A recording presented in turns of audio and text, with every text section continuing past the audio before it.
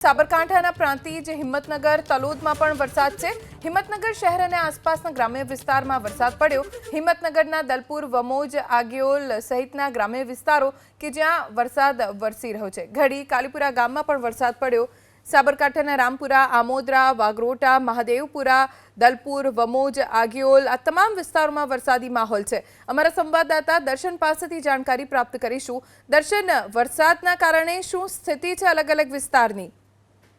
ધ્વની, સાબરકાંઠા જિલ્લામાં હવામાન વિભાગની આગાહી અનુસાર બપોર બાદ વરસાદ વરસવાની શરૂઆત થઈ હતી। એક તરફ સાબરકાંઠા જિલ્લાનો જે હિંમતનગર, તલોદ અને પ્રાંતિજ જે પંથક છે તે પંથકની અંદર વરસાદ વરસવાની શરૂઆત થઈ હતી। એક તરફ ભારે ગરમી વચ્ચે વરસાદ વરસ્યો હતો, તેને લઈને ઠંડક પણ પ્રસરી હતી, તો બીજી તરફ જે સ્થાનિક ખેડૂતો છે તે સ્થાનિક ખેડૂતોએ જે મગફળીના પાકનું વાવેતર કરેલું છે, મગફળીના પાકની લણણીનો સમય છે અને તે સમયે જ આ વરસાદ વરસવાની શરૂઆત થઈ છે, જેને લઈને જે ખેડૂતો છે ખેડૂતો ચિંતિત બની ચૂક્યા છે। સાબરકાંઠા જિલ્લાના લગભગ મોટાભાગના વિસ્તારોની અંદર છૂટોછવાયો વરસાદ વરસ્યો હતો, તો હિંમતનગર શહેર અને આસપાસના ગ્રામ્ય પંથકની અંદર વધુ વરસાદ વરસ્યો હતો, જેને લઈને જે ખેડૂતો છે પંથકના ખેડૂતો અત્યારે હાલ ચિંતિત બની ચૂક્યા છે। જી, આભાર દર્શન, જાણકારી આપવા માટે।